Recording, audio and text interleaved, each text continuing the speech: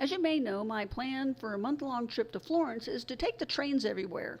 Trains are as commonplace to Italians as cars are to America.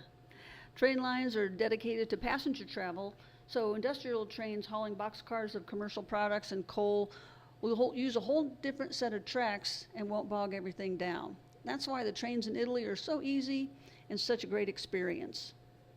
The trains are an ideal option for commuters traveling to and from the large cities, as well as getting folks from the small cities into the large cities.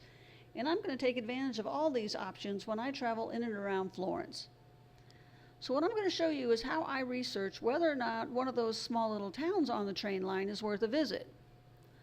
For instance, on the train from Florence to Arezzo, it takes about an hour, and in between those two cities are some really cute small towns, and I'm going to show you how I investigate whether or not they're worth a stop. So I'm using Google Maps here, and the first stop is on that line is a small town in which I'm not even going to attempt to pronounce, and I use Google Maps, and then I zoom in a little bit closer. What I'm looking for here is that Google Maps blue train stop icon, and whether or not that stop is in the middle of the city. And then I zoom in a little bit further, and I can see that the train stop is only a few blocks from that yellow section, which is usually the historic center.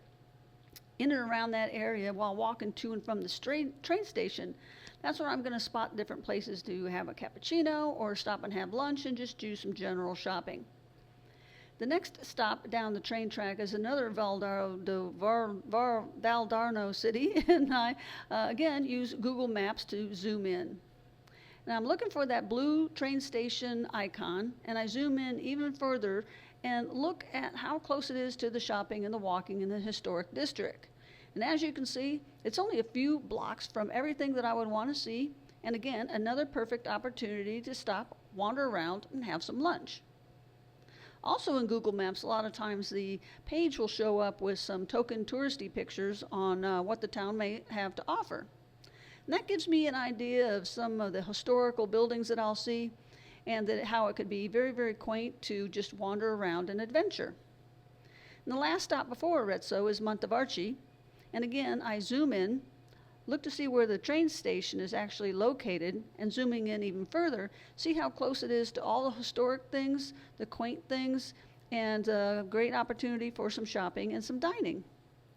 And just by typing in the city into regular Google, in general, sometimes it gives you a series of photos of more things that you will see when you get to that town.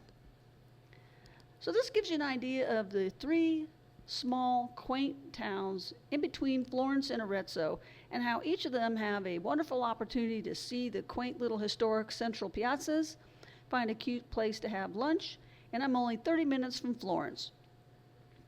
Now, can you imagine if I do the same thing for a train to and from Milan, or for a train to and from Venice, and the countless amount of small little towns that I can discover? It's endless, and it sounds exciting.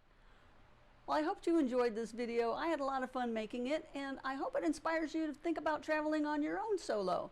So go out there and find your own adventure.